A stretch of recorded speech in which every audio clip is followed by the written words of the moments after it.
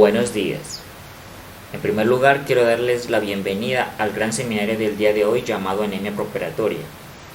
Mi nombre es Cristian Buesaquillo, soy residente de primer año de anestesiología de la Universidad de Antioquia. Mi asesor para esta charla fue el doctor Alexander García, a quien agradezco infinitamente su orientación y acompañamiento. Asimismo, quiero agradecer al doctor Diego Zuluaga por brindarnos datos importantes en la construcción de este seminario.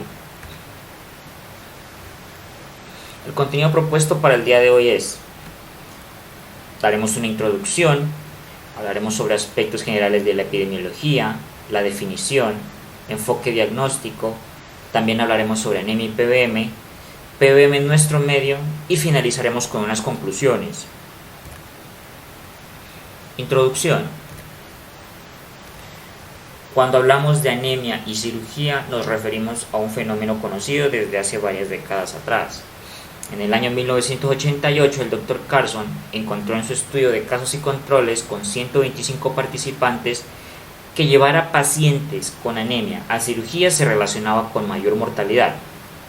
Así pues, como podemos observar en esta tabla, los pacientes con valores de hemoglobina mayor a 10 gramos sobre decilitro tuvieron una mortalidad de alrededor de un 7%.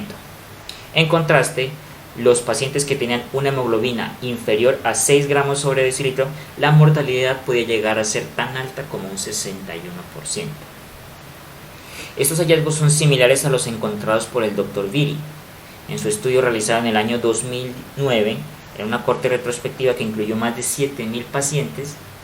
Encontró una mayor mortalidad postoperatoria, con un OR de 2.36 y un intervalo de confianza estadísticamente significativo. Esta gráfica nos muestra cómo existe una relación lineal entre valores de hemoglobina preoperatoria y mortalidad. Un estudio más reciente publicado en el año 2015 fue este metaanálisis, que incluyó 24 estudios y más de 900.000 pacientes sometidos a cirugía cardíaca y no cardíaca. Como podemos ver en este forest plot a la derecha de la pantalla, los hallazgos son muy distintos. La mayoría de los estudios encontraron mayor mortalidad intrahospitalaria y a 30 días en quienes tenían anemia preoperatoria comparados con quienes no la tenían. Y dentro de los resultados también es válido destacar mayor prevalencia de lesión renal aguda, infección y stroke. Todos estos resultados con un intervalo de confianza estadísticamente significativo. Epidemiología. Respecto a la epidemiología, en el entorno preoperatorio la prevalencia reportada por la literatura es variable. Es frecuente encontrar que esta es mayor en ancianos. La frecuencia oscila desde un 25 hasta un 75% en pacientes que van sometidos a cirugía ortopédica y colorectal. Asimismo, es el trastorno hematológico más frecuente en neoplasias malignas y la prevalencia puede ser tan alto como un 90%. En el entorno intraoperatorio es válido decir que la cirugía mayor representa un mayor riesgo de sangrado. En pacientes con anemia previa, la hemodilución provocada por la fluidoterapia puede empeorar el estado clínico del paciente y los desenlaces. También se ha descrito mayores tasas de transfusión en personas de sexo femenino. En el entorno postoperatorio, la anemia está presente hasta un 90% de los pacientes que fueron llevados a cirugía mayor. Como vimos, en el entorno preoperatorio, los pacientes ancianos tienen mayor riesgo de presentar anemia postoperatoria. Tanto el estrés quirúrgico como las diversas comorbilidades que frecuentemente acompañan a los pacientes sometidos a cirugía mayor presentan una disminución en la producción y secreción de eritropoyetina y también una menor respuesta a la médula ósea la misma. También se ha descrito que se aumentan los resultados adversos, como lo son recuperación prolongada, probabilidad de reingreso y mortalidad. Definición. La anemia en sí es un síndrome clínico, un complejo de signos y síntomas que derivan de una masa eritrocitaria inferior a lo normal. Pero, aunque se trata de un síndrome clínico, es importante aclarar que su diagnóstico es netamente por laboratorio, debido a que los signos clínicos tienen un rendimiento diagnóstico bajo. No obstante, los valores de hemoglobina tienen que verse a la luz del contexto del paciente, puesto que no es un examen libre de errores, puede tener una utilidad limitada en el contexto de sangrado agudo y también verse alterado por la hemodilución que describimos anteriormente.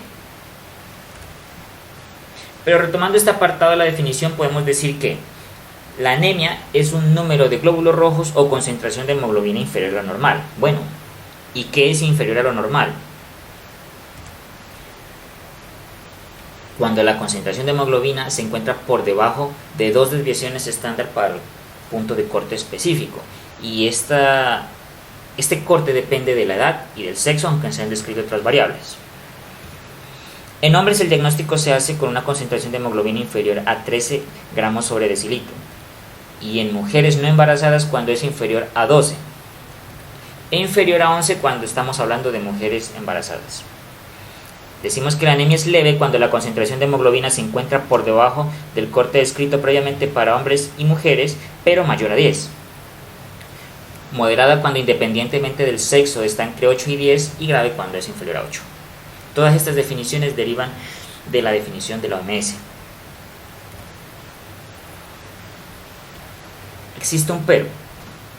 A pesar de todo lo dicho, en este estudio, el estudio Osteo, publicado en el año 2003, que incluyó más de 2.500 pacientes sometidos a artroplastia de rodilla y cadera, además de encontrar estos resultados, que la pérdida promedio era de 750 ml y que hasta un 69% recibieron transfusión, estos resultados tienen un hallazgo muy particular y ha sido muy resonante en la literatura reciente.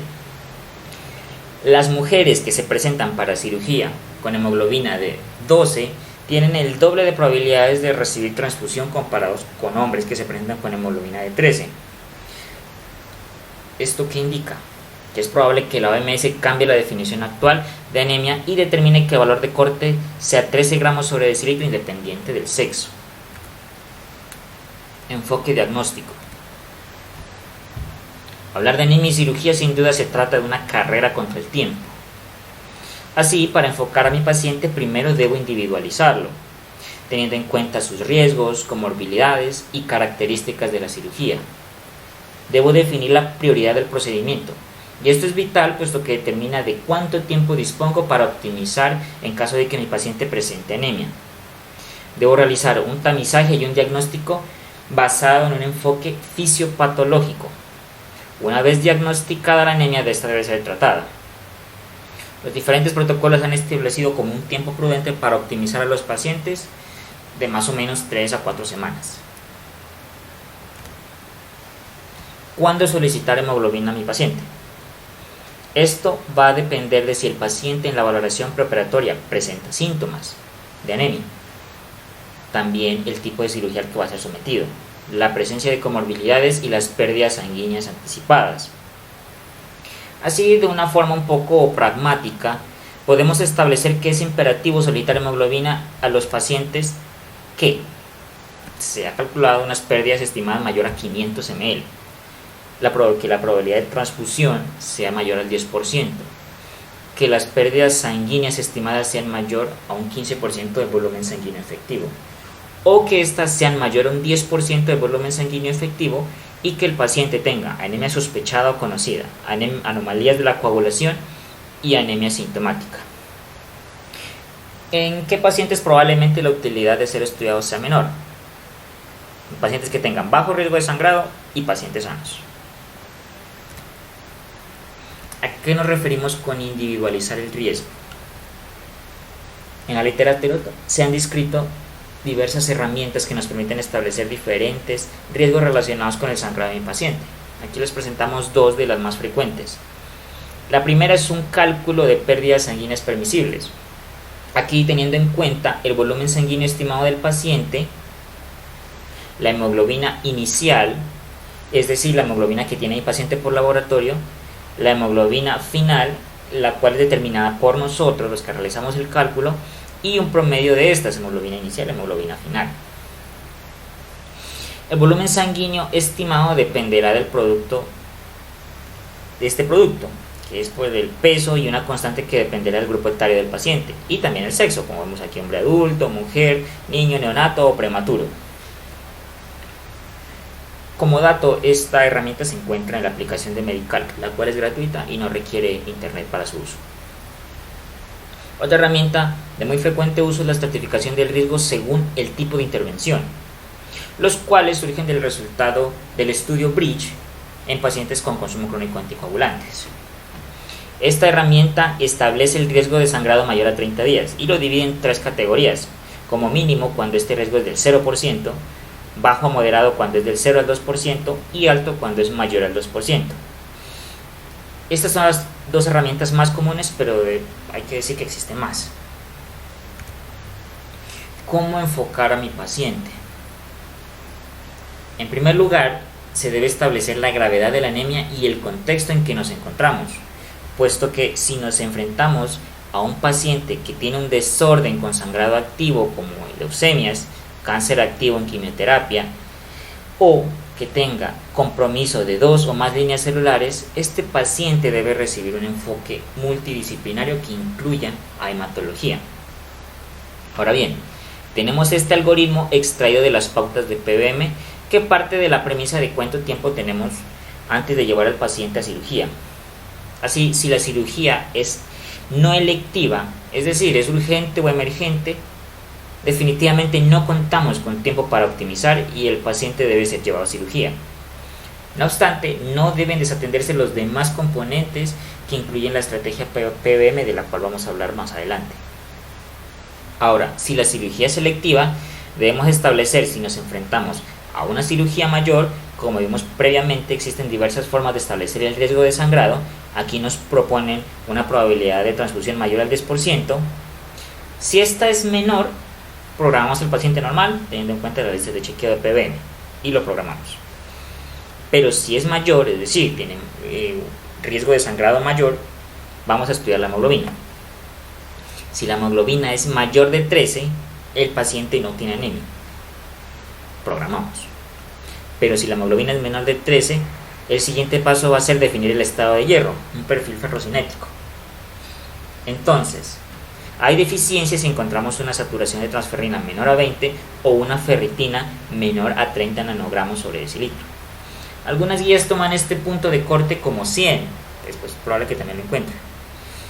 Las guías europeas, por ejemplo, establecen este límite de corte en 100 cuando se encuentra en presencia de condiciones de enfermedad crónica como insuficiencia cardíaca, renal. Y bueno, si encontramos estos valores, estamos hablando de ferropenia y vamos a suplementar con hierro. Si el perfil ferrocinético es normal, la deficiencia es poco probable y vamos a buscar otras causas de anemia y corregir. Ya habíamos mencionado previamente el tema del perfil ferrocinético. Si hay ferropenia, corregimos, pero también debemos tener en cuenta de que pueden haber ferropenia. ¿Qué vamos a hacer? El paso a seguir es evaluar la presencia de hipovitaminosis. Entonces vamos a solicitar niveles de B9 y B12. Si esta está baja, primero, si la B9 es la que está baja, vamos a suplementar con ácido fólico en miligramo diario. Si es la B12 la que se encuentra disminuida, vamos a realizar otro estudio propuesto que es el test de ácido metilmalónico. Cuando este es alto, estamos hablando de una verdadera deficiencia de B12. Si este es normal o bajo, hay que buscar otras causas. Supongamos que estas vitaminas salieron normal y hemos descartado hipovitaminosis. El siguiente paso es tomar recuento de reticulocitos. Si este recuento es alto, estamos en un contexto de hemólisis o pérdida aguda de sangre y en el primer caso vamos a considerar remisión al hematólogo. Si este es bajo o normal, el siguiente paso es tomar creatinina y estimar la tasa de filtración glomerular. Así pues tenemos dos caminos, si este es mayor a 60 o si es menor a 60. Si es mayor a 60, estamos en un contexto de inflamación crónica y el tratamiento va a ser iniciar eritropoyetina y hierro. Pero si está menor a 60, estamos en un contexto de anemia de enfermedad renal crónica. El tratamiento es igual, solamente que también debemos contar con el concepto de nefrología. Como hemos visto, el enfoque diagnóstico de la anemia es complejo, pero el mensaje fundamental es que usted, Como anestesiólogo, lo mínimo que debe garantizarle a su paciente es una hemoglobina y un perfil ferrocinético. Es muy probable que muchos de ustedes se hayan enfrentado a un escenario como el que les presento en esta diapositiva. Tiene un señor ya de edad, tiene X diagnósticos y comorbilidades, y bueno, coincidente con el tema, va para una cirugía mayor. Es una cirugía electiva. Usted juiciosamente tomó una hemoglobina y encontró que esta es de 8 gramos sobre decilitro. Tenemos dos caminos. El primero es optimizar, lo que es de lo que hemos venido hablando, o está este otro. Reserva 2 unidades y pues que le transfundan una antes de la cirugía. Vamos a hablar un poco al respecto de la segunda opción. Resulta que la transfusión, aunque sí, nos ayuda, es claro que nos ayuda a aumentar la masa eritrocitaria, no es una intervención exenta de complicaciones de diverso tipo. Aunque estas han sido menos frecuentes en los últimos años, existen diversas reacciones de tipo inmunológicas, no inmunológicas, tempranas y tardías, que hacen que también estemos sometiendo a nuestro paciente a un riesgo. La literatura al respecto es amplia. Quise traer 3 estudios en diferentes contextos para tener una idea de las implicaciones que puede tener una transfusión. El primero de ellos es en el del año 2006, un estudio observacional de cohorte con alrededor de 11.000 pacientes sometidos a bypass coronario, y encontró que los desenlaces de muerte, lesión renal, ventilación mecánica prolongada, eventos cardio y cerebrovasculares fueron más frecuentes en pacientes transfundidos, y para todos estos desenlaces el intervalo de confianza fue estadísticamente significativo. El segundo estudio es en contextos de pacientes críticamente enfermos. Es una revisión sistemática que incluyó 45 estudios y alrededor de 270.000 pacientes. Comparte hallazgos similares para infecciones, CDRA y muerte. Y este último estudio es muy interesante. Fue publicado en el año 2013 y se trata de una cohorte retrospectiva con casi 8.000 pacientes y dividía a los pacientes en 4 grupos. El primero de ellos, los que no tenían anemia y no fueron transfundidos. El segundo, con anemia y sin transfusión. El tercero, sin anemia, pero que recibieron transfusión. Y el cuarto, que tuvieron tanto anemia como transfusión. En todos los grupos que tuvieron una o 2 exposiciones negativas, es decir, anemia, transfusión o ambas, se asoció con un impacto en la función renal, niveles incrementados de troponina, mayor tiempo de ventilación mecánica, mayor estancia hospitalaria y mayor mortalidad, todos ellos con un valor de P estadísticamente significativo. ¿Qué podemos decir de toda esta literatura?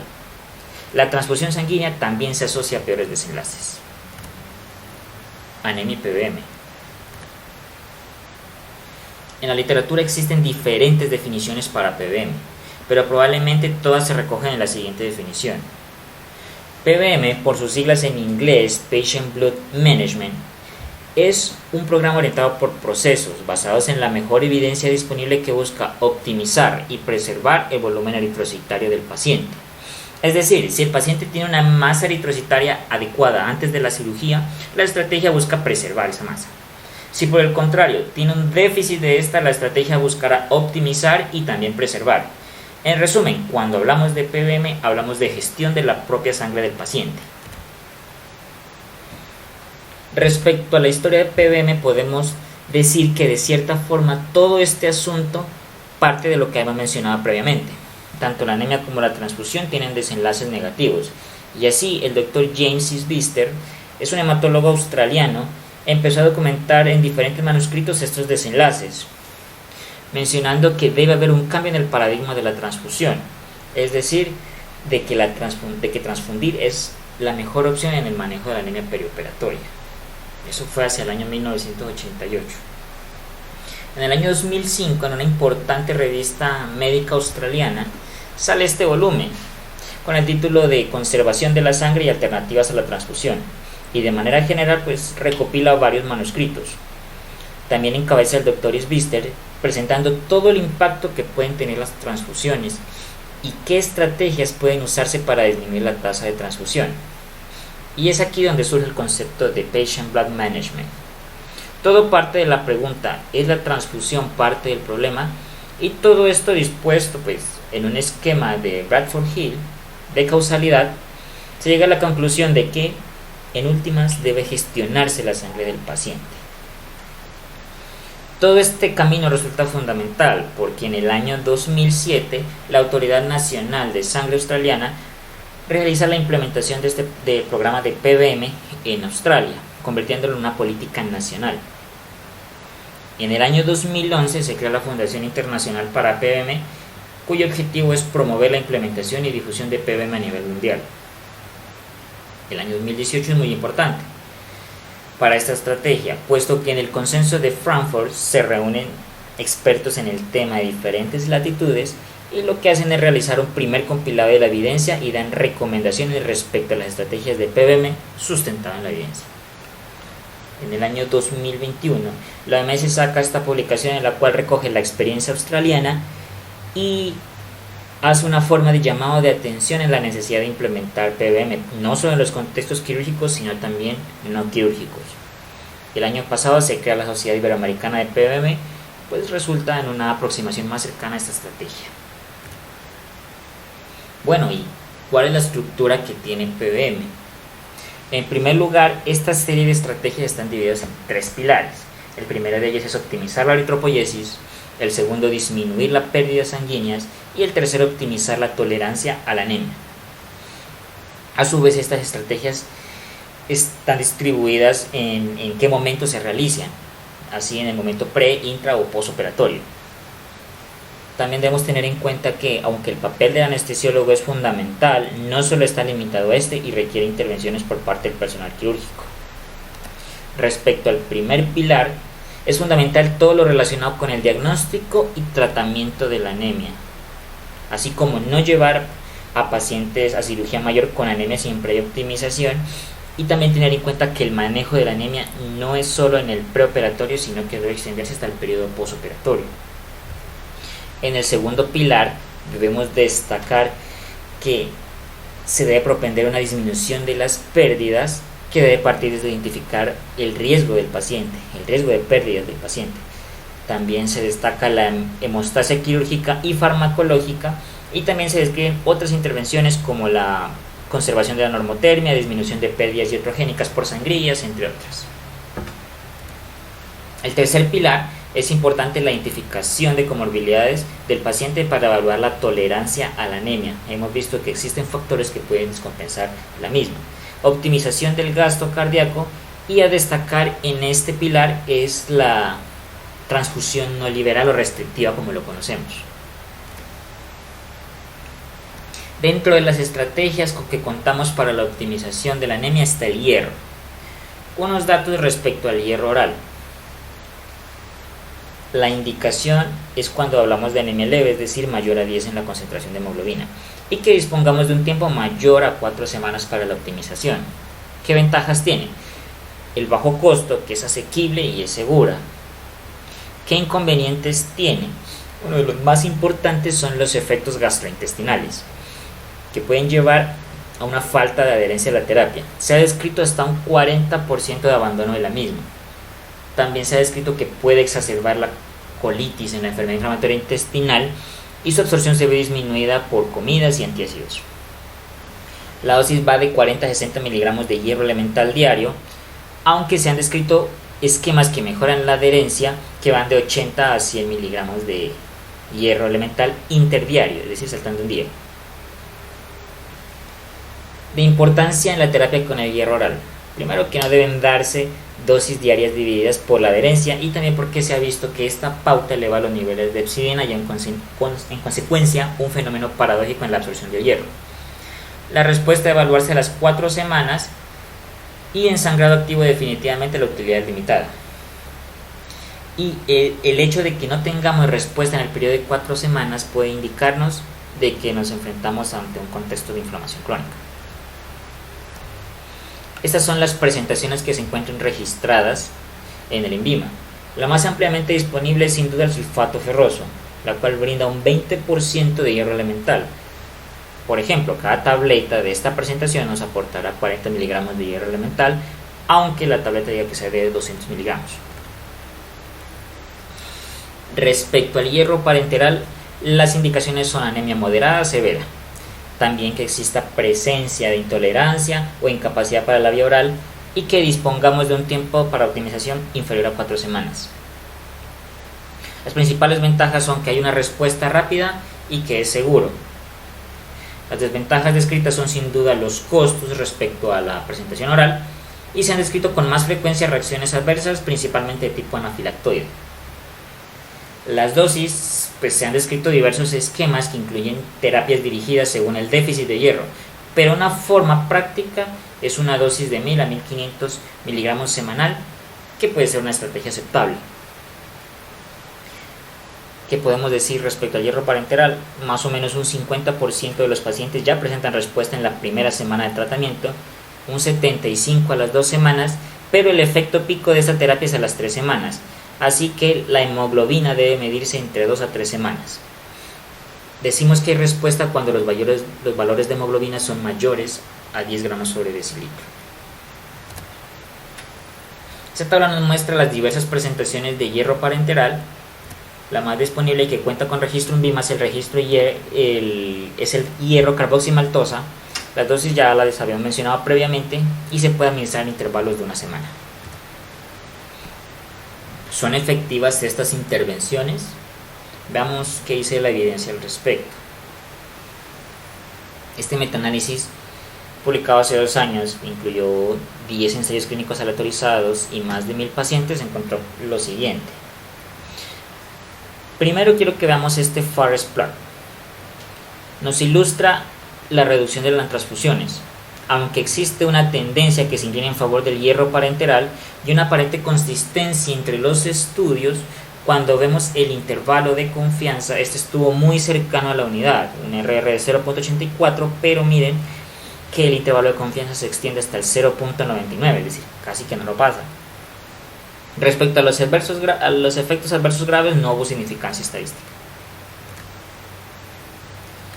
Curiosamente, aunque aparece referenciado en el metaanálisis previo, no fue incluido dentro del análisis del ensayo clínico. Este ensayo clínico no fue incluido dentro de los resultados. Y este estudio tiene unos resultados muy llamativos. Hablo del estudio PREVENT. Este estudio fue publicado en el año 2020. Fue un ensayo clínico aleatorizado multicéntrico, 46 centros y 487 pacientes. Lo llamativo de este estudio fue que en pacientes sometidos a cirugía abdominal mayor, la intervención, que era 1 gramo de hierro carboximaltosa, no superó al placebo respecto a los desenlaces de muerte o transfusión y solamente hubo significancia estadística para el reingreso a las 8 semanas. Pero bueno, ¿qué podemos destacar de este estudio? Podemos destacar algunas cosas. Primero, las fortalezas. Estamos hablando de un ensayo clínico aleatorizado, fue multicéntrico y doble ciego, además de otras ventajas que tiene este ensayo clínico. Pero también deben verse las debilidades. Primero, que solamente se basaba en los niveles de hemoglobina para determinar si el paciente tenía anemia o no. Y hemos visto el papel fundamental en un enfoque fisiopatológico de la anemia que debe incluir ferritina y saturación de transferrina.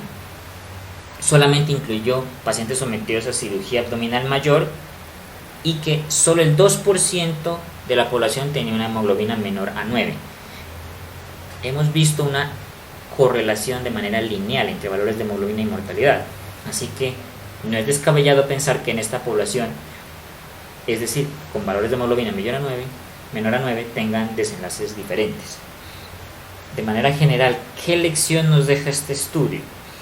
Primero, que la evidencia al respecto a esta intervención sigue en construcción, pero que de forma general el enfoque de la anemia no hace referencia a una intervención farmacológica en sí, sino a una estrategia multimodal.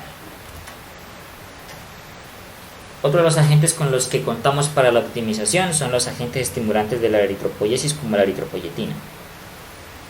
La principal indicación es en pacientes con enfermedad renal crónica y malignidad. También podemos decir que se beneficiarían pacientes en los que se disponen de periodos cortos de optimización, alrededor de 2 semanas. ¿Qué contraindicaciones tienen? La hipertensión, historia de eventos coronarios o cerebrovasculares recientes y enfermedad tromboembólica. La presentación con la que contamos en Colombia es Cepollet y incluye viales de 10.000 y 40.000 unidades internacionales. Las dosis para adultos son de 600 unidades por kilo subcutánea semanalmente. A destacar que se requiere suplementación conjunta con hierro. En niños se han descrito diversos esquemas, pero podemos extrapolar las dosis de los adultos, es decir, las 600 unidades por kilo semanalmente. Como dato de importancia, en pacientes que ya vienen recibiendo eritropoyetina, por ejemplo los pacientes con enfermedad renal crónica en estadio 4 o más, no se deben propender metas mayores a 11 gramos sobre decilitro de hemoglobina. ¿Qué evidencia respecto a la efectividad de los factores estimulantes de eritropoyesis tenemos? Este metaanálisis publicado en Anestesia y Analgesia en el año 2019 incluyó 32 estudios y unos 4.700 pacientes. Mostró con cierto grado de heterogeneidad una consistencia, como lo muestra este forest plot, en la reducción de la transfusión cuando se compara con placebo. Los principales resultados fueron una reducción en la transfusión con un RR de 0.59, también para cirugía cardíaca de 0.55 y de ortopédica de 0.36. Estos tres primeros desenlaces con un intervalo de confianza estadísticamente significativo. Para eventos tromboembólicos no hubo significancia estadística. Estos dos estudios, el primero comparó hierro sucrosa solo y hierro sucrosa más eritropoyetina en pacientes sometidos a cirugía ginecológica, y fue un ensayo clínico que incluyó 167 pacientes. No hubo diferencia estadística entre la hemoglobina basal de estos grupos, pero sí hubo diferencias en los valores de hemoglobina a los 14 días de iniciar la terapia, con una significancia estadística. El siguiente estudio es una revisión sistemática de Cochrane. Incluyó dos estudios, 1880 pacientes, comparó eritropoyetina más hierro y placebo o hierro solo, y encontró en favor de la eritropoyetina más hierro una reducción en las transfusiones con una RR de 0.55 y una mayor tasa de incremento de hierro, sobre todo en pacientes que fueron sometidos a altas dosis de eritropoyetina, definidas como dosis superiores a las 500 unidades por kilogramo de peso.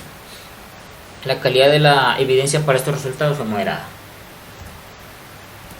Bueno, pues ya hemos hablado de que algunas de estas estrategias tienen evidencia respecto a su efectividad, y bien, pues nos queda hablar de qué tan costo efectivas son las mismas.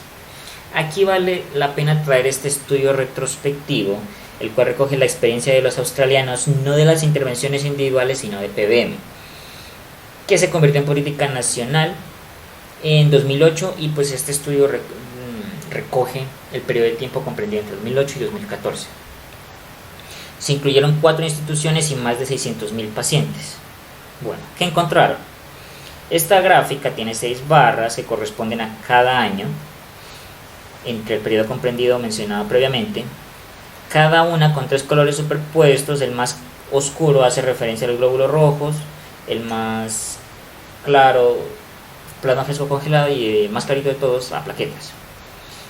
Primero, esta gráfica pues nos muestra cómo hubo longitudinalmente en el tiempo un descenso en la transfusión de hemocomponentes, y en términos generales lograron una reducción de un 41% de las transfusiones. Esto para esas instituciones representó un ahorro de $18 millones aproximadamente en costos directos relacionados con el manejo de los hemocomponentes, y más de $80 millones en costos indirectos, es decir, por ejemplo, una reducción en la estancia hospitalaria, ingreso a UCI o complicaciones. Todo esto nos permite establecer que, más de hablar de intervenciones aisladas, un programa de PBM sí es costo efectivo. PBM en nuestro medio. En Colombia, algunas instituciones como el Hospital Militar Central y la Fundación Valle del Leví ya han tenido progresos en la implementación de un programa de PBM. Sin embargo, para este seminario queremos presentar la experiencia del Hospital Alma Mater de Antioquia. Estas son algunas de las características de esta institución. Es un hospital de 4º nivel, unas 690 camas más o menos, 14 quirófanos habilitados, realizan más de 17.000 cirugías al año y unas 15.000 transfusiones al año. Como vimos anteriormente, la estrategia de PBM incluye un gran número de recursos, ¿Cuáles de ellos se han logrado implementar? La iniciativa lleva alrededor de un año. En este tiempo se logra implementar algunas estrategias como pruebas de monitoreo de la coagulación, técnicas de ahorro sanguíneo y salvamento celular, cell saver, prevención de la hipotermia, cirugía mínimamente invasiva cuando ésta sea factible, transfusión no liberal y esta más reciente que es la clínica de anemia perioperatoria. ¿Cuáles son las especialidades priorizadas? Todas estas son las especialidades priorizadas para el programa. Es un panorama amplio, pues. Sin embargo, podemos destacar la cirugía oncológica y la cirugía hepatobiliar como una de las más frecuentes incluidas en el programa. ¿Quiénes conforman el equipo de PBM? Se trata de un equipo multidisciplinario que incluye especialidades quirúrgicas y no quirúrgicas, como anestesiología, cirugía, medicina interna, hematología. También ha sido fundamental el papel de enfermería en el seguimiento de los pacientes y la integración del personal administrativo de programación de cirugía, también la inclusión de programas de home care.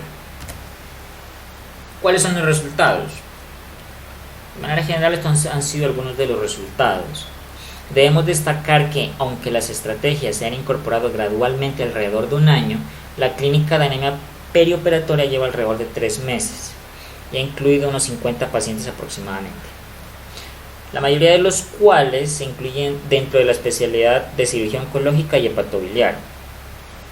El promedio de hemoglobina de estos pacientes es de 9 gramos sobre decilitro, más de un 50% tienen ferropenia. El manejo que han recibido ha sido con eritropoyetina y hierro carboximaltosa y se ha visto que se logra un incremento de 1.5 hasta 2 gramos sobre decilitro. ¿Qué ha logrado el programa? En estas especialidades y en los pacientes que van a cirugía mayor, han logrado una reducción en la transfusión de glóbulos rojos de 30%, plasma fresco congelado 40% y concentrado de plaquetas del 30%.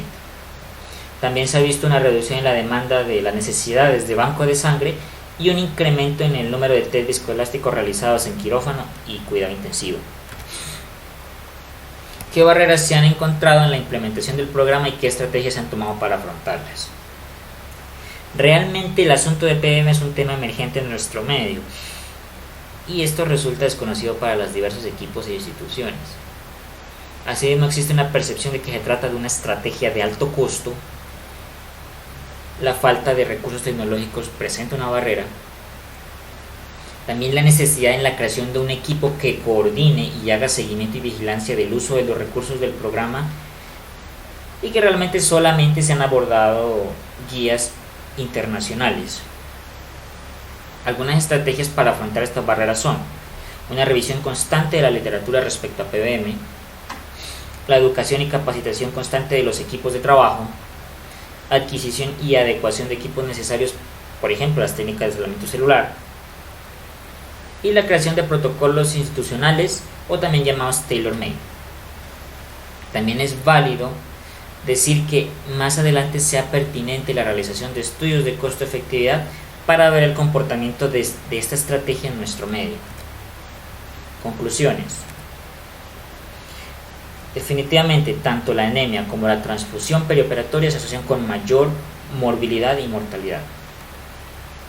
Los pacientes con anemia preoperatoria no deberían ser llevados a cirugía mayor electiva sin previa optimización. El manejo preoperatorio de la anemia es factible, efectivo y soportado con la evidencia actual. El manejo preoperatorio es potenciado cuando se utiliza una estrategia multimodal e individualizada, como nos lo demuestra la estrategia PBM. Agradezco la atención prestada. Aquí el QR para acceder a la bibliografía